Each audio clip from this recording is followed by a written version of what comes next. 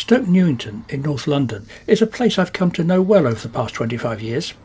It's part of the capital that is rich in history, and it's also a place of contrasts. So sit back and let me show you the area. And if I can tempt you to come and take a walk around Stoke Newington, at the end of the video I'll explain how I can give you a guided tour.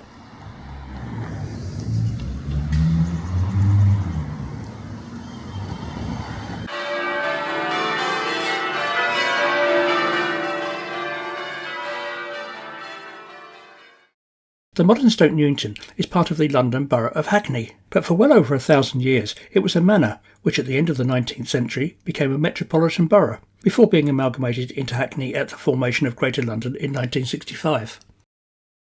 The old Stoke Newington is bounded on its east and west sides by two ancient roads that each run in a north-south direction.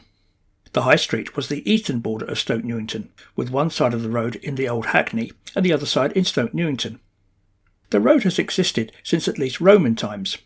It was part of a long road that started at the northern end of London Bridge and went all the way up to Lincoln and York, forming part of what in medieval times became known as Ermine Street, and then more generally known as the London Road. These days it's difficult to imagine Roman soldiers marching in formation on their way to York. In later centuries the London Road was in poor condition, so in the early 18th century the Stamford Hill Turnpike Trust was formed to maintain it through here. Although there were still frequent complaints of flooding from rain that blocked the passenger and mail coaches. Nevertheless, by the early 19th century, several scheduled stagecoaches passed through here every hour. Another road maintained by the Turnpike Trust was Green Lanes, the ancient north-south road that formed the western boundary of Stoke Newington. Oddly, the name is spelt in the plural. Green Lanes first appeared in maps in the 16th century, at which time it was simply a track passing through rural land, and probably used by drovers to lead their animals to market in London. The modern road snakes up through North London under various names along its length. Stoke Newington was once a rural place to the north of the City of London. Until the 19th century, the main village was along Church Street and the junction with the London Road, with a smaller hamlet slightly to the south around Newington Green. During the Middle Ages, the two habitations were surrounded by woodland. By the early 18th century, the trees had all gone and the surrounding land turned over to market gardens, as well as pasture used by London butchers for grazing animals. Records in the 17th century show that most of the inhabitants were either farm workers, artisans and a blacksmith. But it was also a pleasant place where wealthy merchants could keep a country home, just a carriage ride from the city. At the turn of the 19th century, there were almost twice as many women living in Stoke Newington compared with men, indicating a high level of domestic servants in the large houses of prosperous families. Stoke Newington Church Street crosses through the centre of the old manor and borough in an east-west direction that links the High Street with Green Lanes. I've read that it's the longest street name in London, but if you know of a longer name, you can put it in the comments below. It was originally just called Church Street, but in the 1930s the London County Council decided to rename it because there were too many other church streets in London. Church Street meets the High Street at its eastern end, and despite their close proximity, they have an altogether different character. Church Street definitely has a more relaxed atmosphere, with its many independent cafes and boutique shops. Much more of a cafe society kind of street than the bustling High Street. Church Street formed the centre of the old Stoke Newington Manor. This was the former Stoke Newington Town Hall from before the amalgamation with Hackney. It was built on the site where the old manor house had stood from medieval times until that was demolished at the end of the 17th century. From the 15th century, Stoke Newington Manor was leased to a succession of London merchants and government officials. One of the most notable was William Patten, who lived in the manor house for 20 years in the mid-16th century and had the old house reconstructed as a substantial brick building.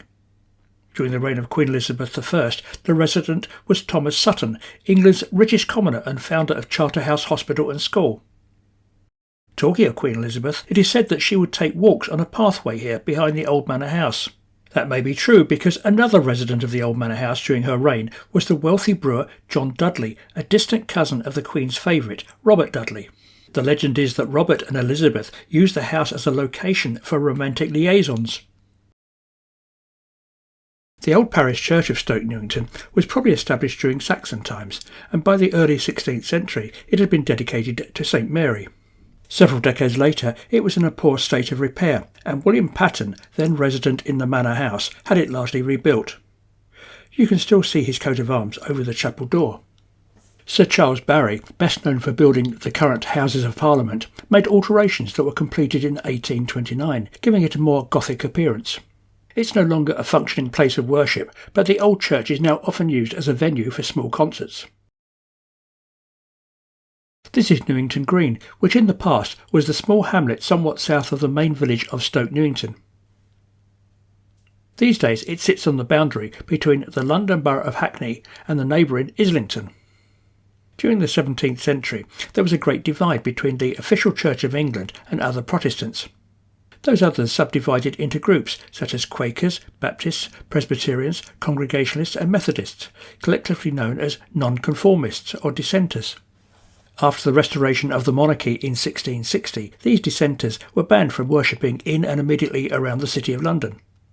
But Stoke Newington and Newington Green were then far enough from the city that they could live and worship here without interference, yet still travel into London to carry out their business activities. A notable dissenter was Charles Morton, who opened an academy here at Newington Green in 1662, before later emigrating to America, where he became the first vice president of Harvard College. In 1708, the Meeting House Chapel opened at Newington Green on the site of Morton's academy. It's still active as the Newington Green Unitarian Church, now London's oldest nonconformist place of worship still in use. Its most famous minister was the philosopher and mathematician Dr. Richard Price during the mid-18th century. He lived in one of a group of houses on the west side of Newington Green, which was built in 1658 and is now the oldest surviving terrace of houses in London.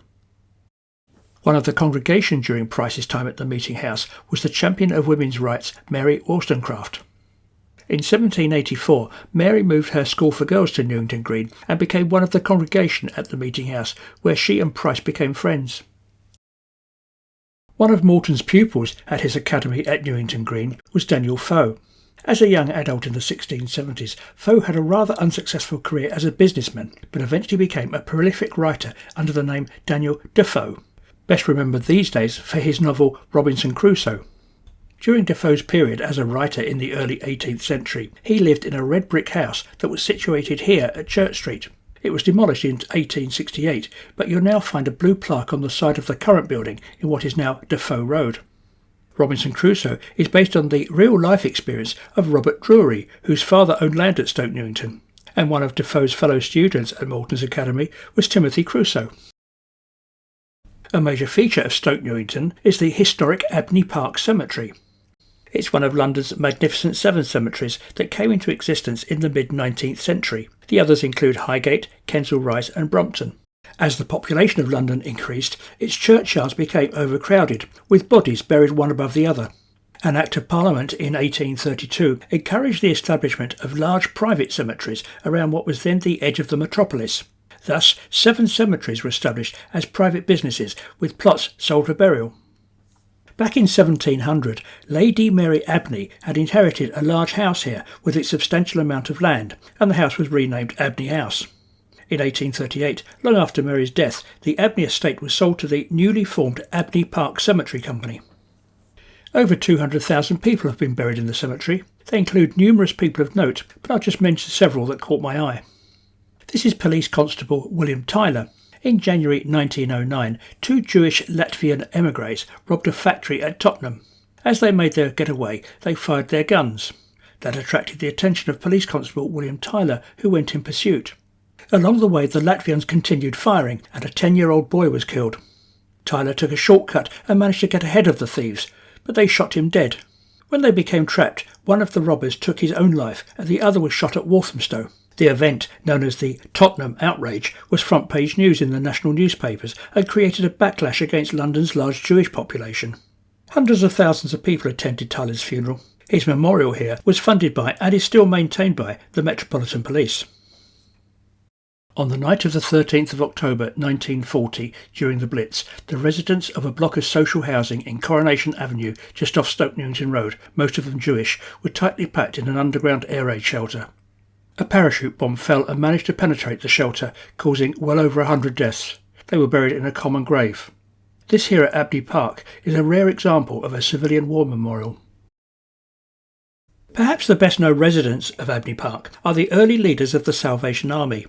One of the graves is that of its founder, General William Booth. Others include his wife Catherine, their eldest son William Bramwell, and the first commissioner George Scott Railton.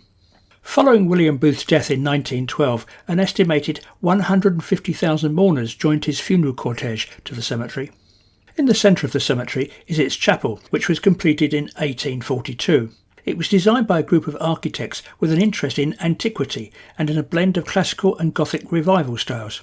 It is said to have been the first, and now the oldest, non-denominational cemetery chapel in Europe and probably in the world. Following a fire in the late 20th century, the chapel was left neglected for decades, but the Grade II listed building has recently undergone major renovation work, including new stained glass windows. It is now a venue for weddings, funerals and other events. Grave plots at Abney Park were granted in perpetuity by the company, but that left a decreasing amount of space for new plots, resulting in diminishing income for the cemetery company. It was left to become overgrown and dilapidated, and in 1978 was sold by the company for £1 to Hackney Council. It is now managed by the Abney Park Cemetery Trust and maintained by supporters. Interments are still allowed if there is an existing family connection. The improvement in the London Road, brought about by the formation of the Turnpike Trust and the frequent passage of coaches during the 18th century, resulted in the dramatic rise of highway robbery. In 1774, a local act was passed for a group of trustees to form a Stoke Newington watch to combat growing crime. The surviving watchhouse building was erected between 1821 and 1826 on what had previously been the site of the village pound, where stray beasts had been kept until collected and a fine paid.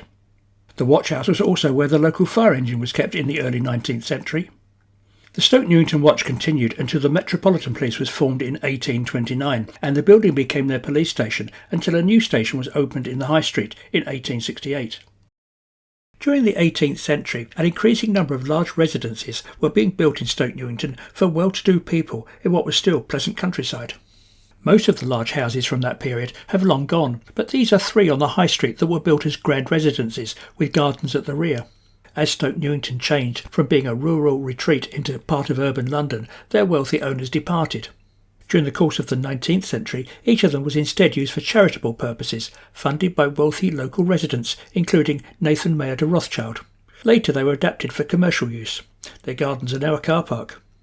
This terrace on Church Street from the mid-18th century is another survivor. You can still see the entrance in the middle of the terrace for horses and carriages to enter. These rather pleasant houses on Church Street were built in 1715 on the site of an earlier mansion, which in the 16th century was occupied by Edward de Vere, Earl of Oxford. A century after their construction, they were inherited by four sisters and became known as Sisters' Place. In the 18th century, a large family home had stood here on Church Street. In 1806, after the residents moved away, it was converted into a school. One of the pupils was an American boy, Edgar Allan Poe. Poe was born in Boston, Massachusetts, and adopted as a baby by the family of a successful merchant of Scottish descent. The family relocated to London for several years, and between 1817 and 1820, young Poe was sent to the boarding school here at Stoke Newington.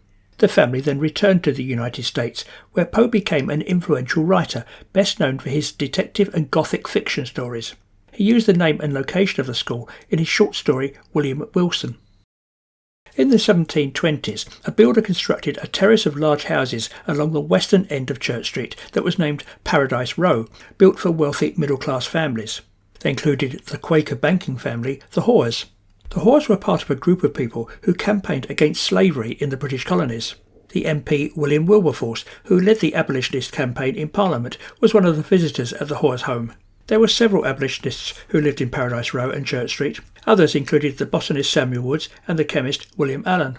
In the churchyard of the Old St Mary's are tombs to two other prominent local abolitionists, James Stephen and the celebrated 18th century poet Anna Letitia Barbauld. There are also several abolitionists buried at Abney Park.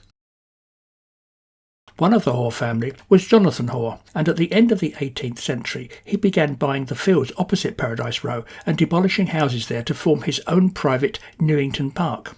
Having purchased 31 acres of land on the other side of the street, Jonathan had this large mansion house built for himself, completed in 1793, which he named Paradise House. But he had overreached himself financially, and the house and park were sold off. By the 1830s, the owner of the house and park was Elizabeth Crawshay, who, against the wishes of her father, married the curate Augustus Clissold, and thus the house was renamed Clissold House. In the 1880s, the house and park was sold by the Crawshay family to the ecclesiastic commissioners, who planned to use it to develop housing, similar to the other parts of Stoke Newington at that time. But there was a campaign by local residents to save the estate and open it to the public.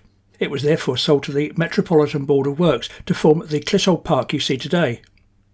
The two men who led the campaign to create the park were Joseph Beck and John Runce.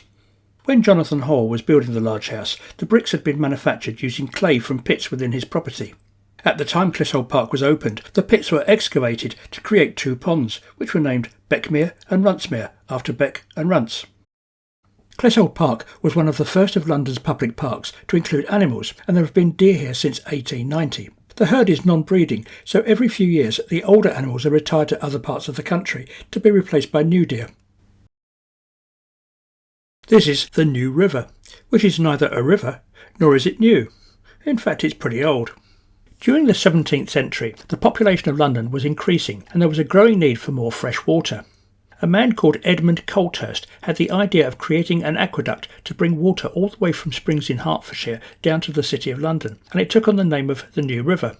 He started the project but soon ran out of funds. So the City of London financier Hugh Middleton took over the scheme with Colthurst as an assistant. Middleton himself found it difficult to fund the project. He also had problems with intransigent landowners along the route, but he found an ingenious solution. He gave a half share in the New River Company to King James I in return for funding half the cost. Not only did that provide enough money to complete the project, but no landowner was going to incur the displeasure of the king. The New River Aqueduct began flowing in 1613, and as you can see, after more than 400 years, it is still here. It is now owned by Thames Water and continues to provide part of London's water supplies. If you want to know more about the New River, check out my video about it here on my YouTube channel. I'll include a link at the end of this video. On the far side of the New River, you'll see a large body of water. That's one of two reservoirs here at Stoke Newington, and both are nearly 200 years old. By the 1820s, London's population was growing rapidly. At the same time, the use of flushing toilets was becoming widespread. These two factors meant that there was an ever greater demand for water. In the 1830s, the New River Company took over 50 acres of land here at Stoke Newington, and these two reservoirs were created where water could be stored. This is the West Reservoir, which these days is used for sailboating and all year round open-air swimming. And this is the East Reservoir, which has been converted into a nature reserve, these days called Woodberry Wetlands, which was officially opened in 2016 by Sir David Attenborough. The cafe at the wetlands is a great place to drink a coffee while observing nature. Just a quick reminder that if you're enjoying this video, please give it a like. You'll also find plenty of other videos about London and its history on my channel, so why not click on subscribe if you haven't previously done so. Here on Green Lanes is an extraordinary building in the shape of a castle. Between the 1830s and the 1860s, London suffered a series of cholera outbreaks in which tens of thousands of people died. At that time, most of London's water companies were taking their supply from the heavily polluted River Thames and effectively poisoning people. In response to the growing understanding about polluted water, in 1852 the government passed the Metropolis Water Act. That stipulated that drinking water could no longer be extracted from the tidal Thames and it had to be cleansed by filtration.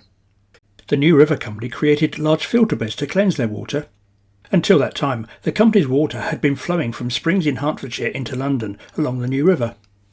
But once the water was being filtered here at Stoke Newington, it could no longer flow openly and risk danger of contamination. It had to be piped underground from the filter beds into London. To achieve that, the castle-like building that we see on Green Lanes was opened in 1856 as a pumping station containing huge steam-driven beam engines. The building was in use until around 1970. It was saved from demolition thanks to a campaign, and in the 1990s converted internally into a climbing centre called, appropriately enough, the Castle. The old filter beds were sold off and have been replaced by this residential estate. Like many of modern London suburbs, Stoke Newington remained a rural village until the early 19th century. The introduction of omnibuses that began in London in the 1830s allowed people to live some distance from their place of work in the city without the need to own a horse and carriage. But omnibuses were still expensive and only for the managerial class. By the middle of the 19th century, Stoke Newington was changing, becoming less rural and more urban. There were by then large houses for the prosperous middle classes, with merchants, bankers and stockbrokers able to commute to the city.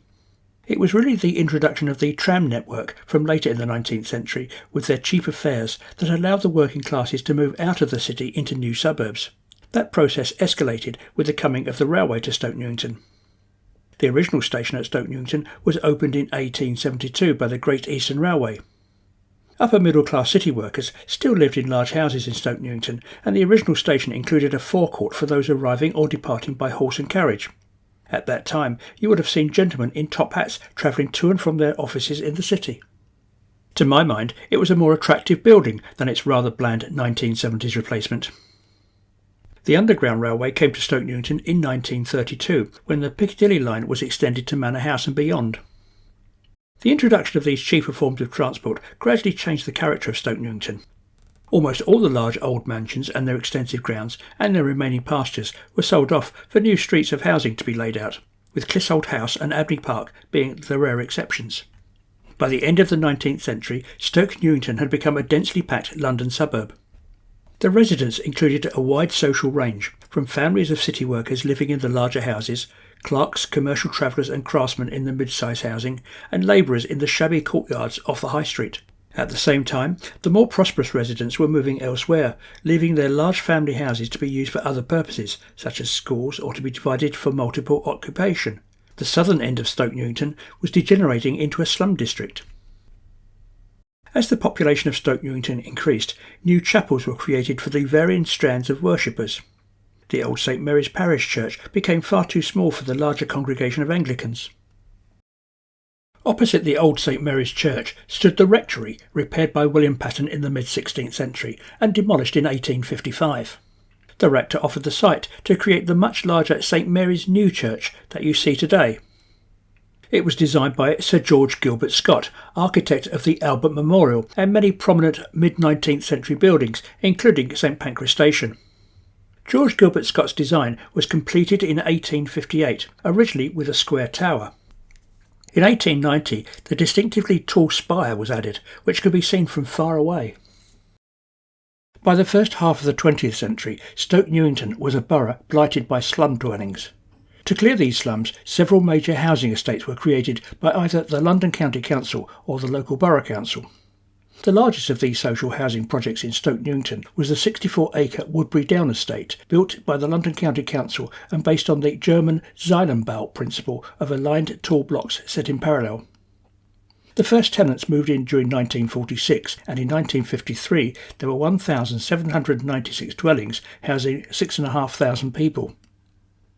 When the Woodberry Down estate was completed in the early 1950s, it was something very special and hailed as the estate of the future. It was a self-sufficient community with its own community hall, shops, one of the earliest mixed-sex comprehensive schools, and with good public transport links. Representatives from cities around the world came here to study it. Woodberry Down also had its own health centre, the first purpose-built health centre in Britain. It contained a comprehensive range of services under one roof. The foundation stone was laid in 1949 by Minister of Health and architect of the NHS, Honoré Bevin. In 1965 it was named the John Scott Health Centre after the London County Council's health minister, who was instrumental in the planning of the centre. The John Scott Health Centre still serves the local community as part of the NHS. By the 1980s, Woodberry Down was tired and neglected, like many social housing estates of the time. Hackney Council concluded that most of the blocks were beyond economic repair. It was decided that the only affordable course of action was to replace most of the old estate with the current high-rise buildings that you see today, containing a mix of private and affordable homes. In the second half of the 20th century, Stoke Newington became an ethnically diverse area. Jewish people first arrived here in the 1930s, leaving the overcrowded East End, and Orthodox Jews are now predominant in the streets in the northeast of Stoke Newington on both sides of Stamford Hill, forming the largest such community in Europe. In the 1950s, Afro-Caribbean people arrived, largely settling in the southeast of the borough, close to the High Street. Greek Cypriots were once numerous along Green Lanes, but they gradually moved to other parts of North London to be replaced by Turkish Cypriots. And the streets adjacent to Stoke Newington Church Street are largely populated by white British professionals and their families. Many pubs across the whole of London have closed in recent decades, but Stoke Newington is still blessed with many, including some that were established hundreds of years ago.